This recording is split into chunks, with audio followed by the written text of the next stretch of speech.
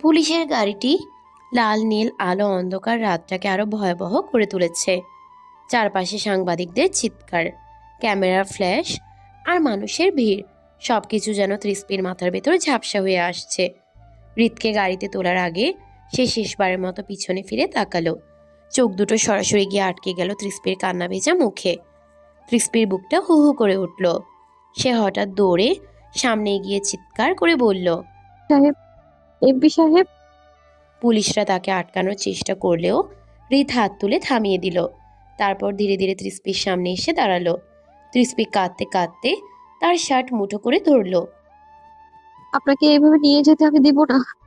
হৃদ গভীর দৃষ্টিতে তার দিকে তাকিয়ে রইল। তারপর নিচু গলায় বলল, আমার দিকে তাকাও বউ। আহা, কত আদরের ডাক! কিন্তু এখন তৃষ্পির কাছে সবকিছু পানসে লাগছে। অন্য সময় হলে হয়তো তৃষ্পি লজ্জায় তাকাতে পারত না হৃদের দিকে। তৃষ্পি ভেজা চোখে তাকাতেই হৃদ আলতো করে তার চোখের পানি মুছে দিল।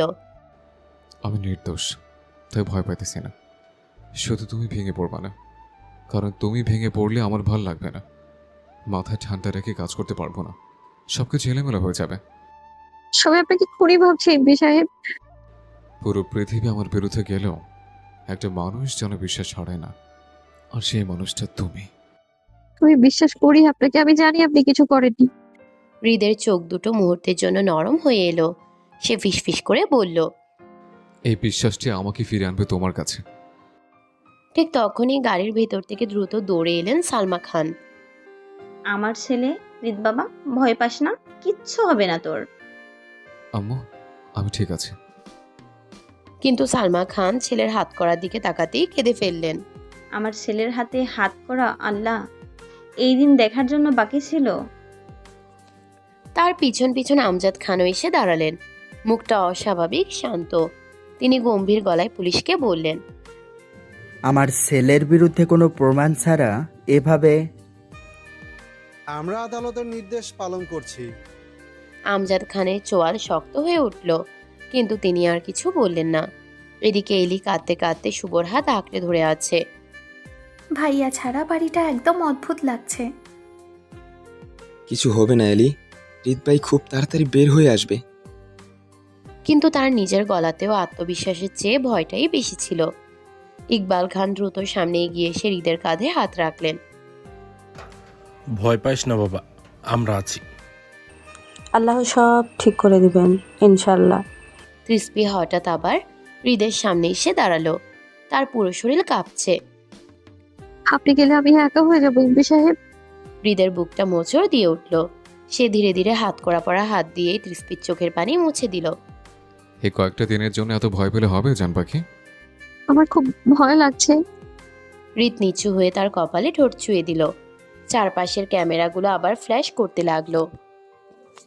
হৃদ খুব নিচু গলায় বলল, আমি কথা দিচ্ছি, যত বড় ঝড়ই আসুক আমি তোমার কাছে ফিরে আসবো। তৃষ্পি এবার হাওমাও করে কেঁদে তাকে জড়িয়ে ধরল। সালমা খানের চোখ আবার ভিজে উঠল সেই দৃশ্য দেখে।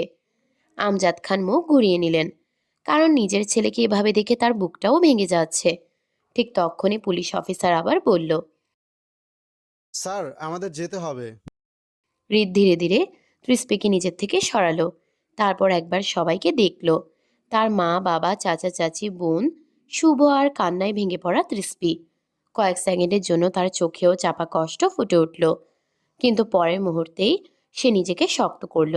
কারণ সে জানে এখন যদি সে দুর্বল হয়ে পড়ে তাহলে এই পরিবারটা ভেঙে যাবে। হাসপাতাল থেকে বের হওয়ার পর পুরো রাস্তাটা জুড়েই যেন অদ্ভুত একটা নীরবতা ছিল। গাড়ির ভেতরে কেউ কোনো কথা বলছে না। তৃষ্পি জানালার পাশে মাথা টিকিয়ে বসে আছে। চোখ দুটো তার ফোলা। এত কান্না করেছে যে এখন আর শব্দও বের হচ্ছে না তার মুখ দিয়ে। শুধু মাঝে মাঝে নিঃশ্বাসটা কেঁপে উঠছে। এলি চুপচাপ তৃষ্পির হাত ধরে বসে আছে। ছোট্ট মেয়েটার চোখও কান্না করতে করতে লাল হয়ে গেছে।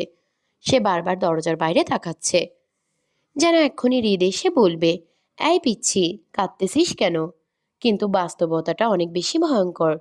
সামনের সিটে শুভ বসে আছে, মুখটা শক্ত করে রেখেছে, কিন্তু ভেতরে ভেতরে তারও মাথা কাজ করছে না। একদিকে হৃদের গ্রেফতার, অন্যদিকে সেই রহস্যময় পেন ড্রাইভার সামির খানের হুমকি। গাড়িটা ধীরে ধীরে খানবাড়ির সামনে এসে থামল। বাড়িটার দিকে তাকাতেই তৃষ্পির বুকটা আবার মোচড় দিয়ে উঠল। এই বাড়িতে আসার পর থেকে প্রতিটা জায়গায় হৃদের উপস্থিতি ছিল, অথচ আজ মানুষটাই নেই। গেট খুলতেই ভেতরের কাজের লোকগুলো উদ্বিগ্ন চোখে তাকালো সবার দিকে। সালমা খান গাড়ি থেকে নামতেই হঠাৎ টলমল করে উঠলেন। আয়েশা খান দ্রুত তাকে ধরে ফেললেন। ভাবি সাবধানে। আমার ছেলেটা বাইরে রাত কাটাবে, আমি কেমনে শান্তিও থাকি বল? আমজাদ খান ধীরে ধীরে বাড়ির ভেতরে ঢুকলেন। তার চোখে মুখে চাপা রাগ আর ক্লান্তি স্পষ্ট। ড্রয়িং রুমে ঢুকতেই সবাই থমকে গেল, কারণ পুরো ঘর জুড়ে এখনো ছড়িয়ে ছিটিয়ে আছে ভাঙা জিনিসপত্র। আগের হামলার চিহ্নগুলো এখনো পরিষ্কার। তৃষ্পির বুক ধক করে উঠল। তার হঠাৎ মনে হলো এই বাড়িটাও যেন আজ ভয় পেয়ে গেছে। এলি ধীরে ধীরে সোফায় বসে পড়ল। আম্মু, ভাইয়া ঠিক আসবে তো? কথাটা বলেই আবার তার চোখ ভিজে উঠল। শুভ গভীর নিঃশ্বাস ফেলে বলল, সবাই একটু শান্ত হন, এখন আমাদের মাথা ঠান্ডা রাখতে হবে। কেমনে শান্ত থাকি? আমার ছেলেটারে খুনি বানাইতেছে। আল্লাহ, এ কেমন পরীক্ষা? এমপি সাহেব কিছু করেননি আম্মু, উনি নির্দোষ। তার গলাটা ভীষণ কাঁপছিল। আমজাদ খান প্রথমবার তৃষ্পির দিকে তাকালেন, তারপর ধীরে বললেন, আমি আমার ছেলেকে চিনি মা, রিত অন্যায় করতে পারে না। এই কয়েকটা কথা শুনেই তৃষ্পির চোখ আবার ভিজে উঠল। ঠিক তখনই শুভ টেবিলের উপর সে পেন ড্রাইভটা রাখলো। সবাই একসাথে ওটার দিকে তাকালো। ইকবাল খান গম্ভীর গলায় বললেন। ঘরের ভেতর হঠাৎ ভারী নীরবতা নেমে এলো। তৃষ্পির বুক ধুকপুক করতে লাগলো ভয়ঙ্করভাবে, কারণ তার মনে হচ্ছে এই প্যান ড্রাইভটা শুধু হৃদের না, সবার জীবন বদলে দিতে চলেছে।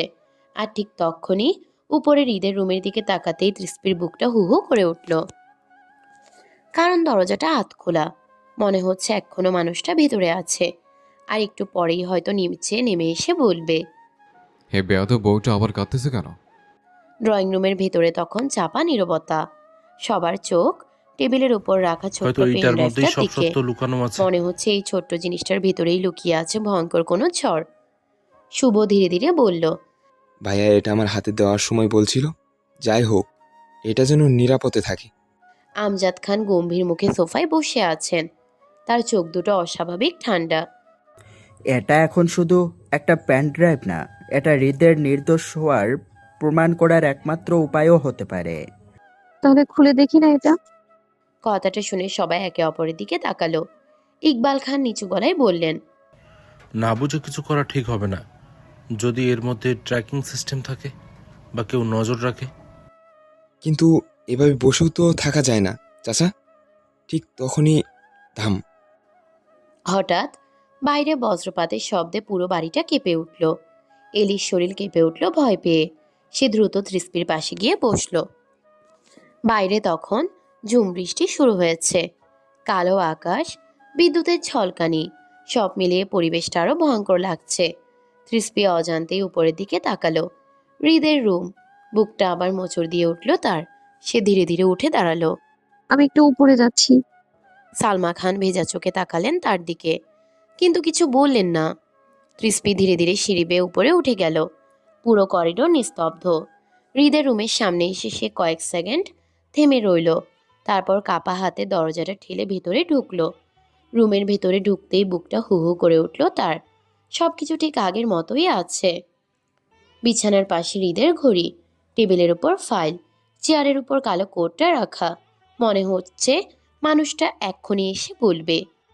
হ্যাঁ আইরিশ, আমার জিনিসপত্রে হাত দিতেছে কেন? তৃষ্পির চোখ আবার ভিজে উঠল। সে ধীরে ধীরে গিয়ে বিছানার পাশে বসলো। তারপর হৃদের শার্টটা হাতে তুলে নিল।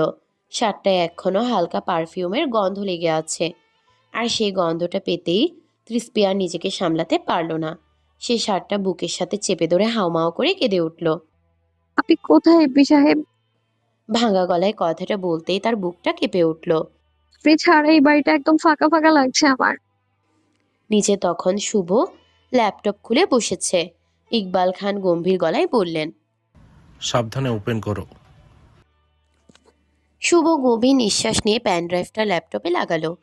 কয়েক সেকেন্ড লোড হওয়ার পর হঠাৎ স্ক্রিনে একটা ভিডিও ফাইল ভেসে উঠল। ফাইলের নাম দেখে শুভর চোখ শুরু হয়ে গেল। Project truth. আমজাদ খান ধীরে ধীরে উঠে দাঁড়ালেন। শুভ ভিডিওটা ওপেন করতেই স্ক্রিনে কয়েক সেকেন্ড ব্ল্যাক হয়ে রইল। তারপর একজন মানুষের মুখ ভেসে উঠল। লোকটাকে দেখে ইকবাল খান হতবাক হয়ে গেলেন। এটা তো স্ক্রিনের মানুষটা ধীরে ধীরে বলল, যদি এই ভিডিও কেউ দেখে থাকো তাহলে বুঝে নিও আমার জীবন বিপদে আছে। আর মানুষটা আর কেউ না, তৃষ্পির বাবা। ল্যাপটপের স্ক্রিনে তৃষ্পির বাবার মুখটা ভেসে উঠতেই পুরো ড্রয়িং রুম নিস্তব্ধ হয়ে গেল। মনে হচ্ছে কেউ যেন সবার নিঃশ্বাস আটকে দিয়েছে। ভিডিওর মানুষটা কিছুক্ষণ ক্যামেরার দিকে তাকিয়ে রইলেন, তারপর ধীরে ধীরে বললেন, যদি এই ভিডিও তোমাদের সামনে এসে থাকে তাহলে বুঝে নিও আমার আশঙ্কাই সত্যি হয়েছে। কণ্ঠটা শুনেই ইকবাল খানের বুক কেঁপে উঠল। আমজাদ খান সোফার হাতল শক্ত করে চেপে ধরলেন। সালমা খান চোখের পানি মুছে আরও কাছে এগিয়ে এলেন। ভিডিওতে তৃষ্পির বাবা আবার বললেন, আমি জানি না আমি তখন বেঁচে থাকবো কি না, তবে একটা কথা বলতে চাই, আমার মৃত্যুকে কখনো দুর্ঘটনা ভাববে না কেউ। ঘরের ভেতর আবার নেমে এলো ভারী নীরবতা। শুভ অবিশ্বাস্য চোখে স্ক্রিনের দিকে তাকিয়ে আছে। ঠিক তখনই সিঁড়ি বেয়ে নিচে নেমে এলো তৃষ্পি। সবাইকে এতটা গম্ভীর দেখে তার বুকটা ধক করে উঠল। কি হয়েছে? কেউ উত্তর দিল না। তৃষ্পি ধীরে ধীরে এগিয়ে এসে স্ক্রিনের দিকে তাকাতেই জমে গেল। বাবা? তার ঠোঁট কেঁপে উঠল। পরের মুহূর্তেই সে দৌড়ে এসে ল্যাপটপের সামনে বসে পড়ল। চোখের পানি ঝাপসা করে দিচ্ছে সব কিছু। ভিডিওতে তার বাবা যেন মেয়ের দিকে তাকিয়ে বললেন, তিসপি মা, যদি তুমি এটা দেখে থাকো তাহলে জেনে রেখো তোমাকে ছেড়ে যেতে চাইনি আমি। তৃষ্পির চোখ বেয়ে টপ টপ করে পানি পড়তে লাগলো। সালমা খান উঠে এসে তাকে জড়িয়ে ধরলেন। ভিডিও চলতে থাকলো। আমার কাছে এমন কিছু প্রমাণ আছে যা অনেকক্ষণ ক্ষমতাবান মানুষের মুখোশ খুলে দিতে পারে, আর সেই কারণেই আমি বিপদে ছিলাম। শুভ গম্ভীর হয়ে গেল। আমজাদ খানের ভ্রু কুঁচকে উঠল। ভিডিওতে মানুষটা এবার একটু নিচু গলায় বললেন, আমি কাউকে পুরোপুরি বিশ্বাস করতে পারছি না, কারণ শত্রু শুধু বাইরে না, আমাদের আশেপাশেও আছে। কথাটা শুনেই সবাই একে অপরের দিকে তাকালো। হঠাৎ ভিডিওটা কয়েক সেকেন্ডের জন্য কেঁপে উঠল, তারপর আবার স্বাভাবিক হলো। ভিডিওর শেষ দিকে তৃষ্পির বাবা বললেন, যদি কখনো সত্য জানার সময় আসে তাহলে একটা কথা মনে রেখো, সত্য যত ভয়ঙ্করই হোক তাকে লুকিয়ে রাখা যায় না। এরপর স্ক্রিনটা হঠাৎ কালো হয়ে গেল। পুরো ঘর নিস্তব্ধ, কেউ একটা কথাও বলতে পারছে না। তৃষ্পি নিঃশব্দে কাঁদছে। এলি তার পাশে এসে বসে হাতটা ধরে রাখলো। ঠিক তখনই শুভ আবার ল্যাপটপের দিকে তাকিয়ে বলল। সবাই তার দিকে তাকালো। স্ক্রিনে নতুন একটা ফাইল দেখা যাচ্ছে, কিন্তু কয়েক সেকেন্ড আগেও ফাইলটা ছিল না। ফাইলটার নাম ওপেন অনলি উইথ হৃদ খান। শুভর বুক ধক করে উঠল। আমজাদ খান ধীরে ধীরে উঠে দাঁড়ালেন। ইকবাল খান গম্ভীর গলায় বললেন, মানে হৃদ আগে থেকেই জানতো এই ফাইলের কথা? তৃষ্পি চোখের পানি মুছে স্ক্রিনের দিকে তাকালো। তার বুকের ভেতর অজানা ভয় জমতে শুরু করেছে, কারণ মনে হচ্ছে আসল সত্যটা এখনো সামনেই আসেনি। আর সেই সত্যের জন্যই আজ হৃদ জেলে, তাদের পরিবার বিপদের মধ্যে, আর কেউ একজন অন্ধকার থেকে সবকিছু নিয়ন্ত্রণ করছে। বাইরে তখন ঝড় আরো ভয়ঙ্কর হয়ে উঠেছে।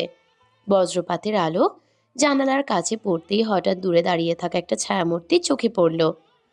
কালো পোশাক পরা মানুষটা খানবাড়ির দিকেই তাকিয়ে আছে, আর তার ঠোঁটের কোণে ধীরে ধীরে ফুটে উঠছে রহস্যময় একটা হাসি। বজ্রপাতের আলো মিলিয়ে যেতেই ছায়ামূর্তিটাও অন্ধকারের মধ্যে হারিয়ে গেল। কিন্তু কেউ খেয়াল করলো না, খানবাড়ির চারপাশে অদৃশ্যভাবে একটা ভয়ঙ্কর জাল বোনা শুরু হয়ে গেছে। ড্রয়িং রুমে তখনও সবাই সেই নতুন ফাইলটার দিকে তাকিয়ে আছে। ওপেন অনলি উইথ হৃদ খান, 4টা শব্দ, অথচ যেন চারপাশের বাতাসকেও ভারী করে তুলেছে। শুভ ধীরে ধীরে বলল, চাচা, আমরা কি ফাইলটা খুলবো? আমজাদ খান কিছুক্ষণ চুপ করে থেকে মাথা নেড়ে বললেন, না, কিন্তু কেন? কারণ এটা হৃদের জন্য রেখে যাওয়া হয়েছে। হৃদ ছাড়া কেউ এটা খুলবে না। কথাটা শুনে সবাই চুপ হয়ে গেল। তৃষ্পির বুকটা আবার মোচড় দিয়ে উঠল। হৃদ এখন কোথায় আছে? খেয়েছে কিনা? তার আহত হাতের ব্যথা বাড়ছে কিনা? এই প্রশ্নগুলোই বারবার মাথার মধ্যে ঘুরছে। হঠাৎ সালমা খান কাপা গলায় বললেন, আমার ছেলেটা ছোট থেকেও কষ্ট সহ্য করতে পারতো না। একটু জ্বর হলে সারা রাত আমার পাশে ঘুমাইতো। কথাটা শেষ করতেই তার গলা ধরে এলো। আয়েশা খান দ্রুত তার হাত চেপে ধরলেন। এলি চোখ মুছতে মুছতে বলল, আম্মু, ভাইয়া ঠিক আসবে তো? সালমা খান উত্তর দিতে পারলেন না। তিনি শুধু মেয়েটাকে বুকে জড়িয়ে নিলেন। অন্যদিকে তৃষ্পি ধীরে ধীরে উঠে দাঁড়ালো। কারোর দিকে না তাকিয়ে সোজা সিঁড়ি বেয়ে উপরে উঠে গেল। হৃদের রুমে ঢুকতেই বুকটা আবার হাহাকার করে উঠল তার। সব কিছু আগের মতোই আছে। বিছানা, টেবিল, ঘড়ি, কোট, শুধু মানুষটা নেই। তৃষ্পি ধীরে ধীরে বিছানার পাশে বসে পড়ল। বালিশটা বুকের সাথে জড়িয়ে ধরতেই হৃদের পরিচিত গন্ধটা নাকে এলো। আর তাতেই চোখ বেয়ে গড়িয়ে পড়ল অশ্রু। আপনি বলেছিলেন খুব তাড়াতাড়ি ফিরে আসবেন, কাপা গলায় ফিসফিস করে বলল সে। তাহলে এত দেরি কেন করছেন এমপি সাহেব? নিচে তখন শুভ বারবার ফোনে কল করছে। আইনজীবী, পরিচিত কর্মকর্তা, দলের লোকজন সবাইকে। কিন্তু কোনো খবরই ভালো না। একটা একটা করে সব দরজা যেন বন্ধ হয়ে যাচ্ছে।